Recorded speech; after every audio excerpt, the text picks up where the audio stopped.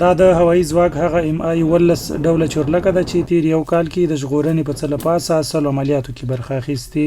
ختیځ کې د هوایي ځواک قومندان ډګرمن مولوي رحیم الله عمري وایي د هوایي ځواک د چورلکو په مرسته د ختیځ په 4 ولایتونو کې په سیلاب کې ایثار 602 تنه هیوادوال ژغورلي دي.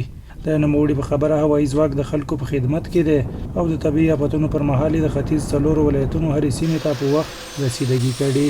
عمري زیاتوي د اسلامي امارت د بریا د دویم کال د جشن لمانځلو ته ځانګړې تابیا نیولې.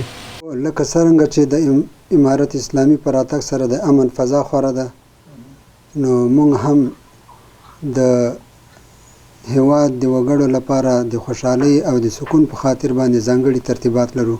د مشرتابه د حکم په اساس باندې تقریبا 682 کسان هغه خلک چې په سیلابونو کې بند پاتې وو د الله تعالی په خصوصي فضل او کرم سره موږ د تیاری په وسیله باندې هغه له مرګ ژغورلي دي.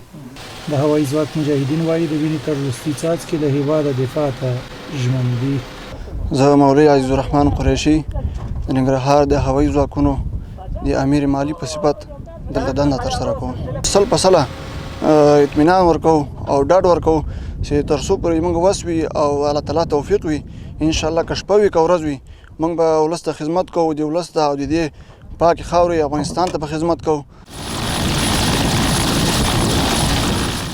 زما نوم مولوي صاحب محب الله نعماني ده، د ننګرهار د هوایي ځواک د لوجستیک امیر په حیث باندې دلته دنده سره کوم. موږ خپلو ولسونو ته ډاډ ورکوو، اطمینان ورکوو چې زموږ په بدن کې یو څاڅکی وینه وي، ان شاء الله دغه اسلام نه، له دغه وطن نه، له دغې خاورې نه به د هر فرد نه به موږ خپل وس خپل توان دفاع کوو او ټول وس نه هم دا غوښتنه کوو چې دغه نظام سره ودرېږي.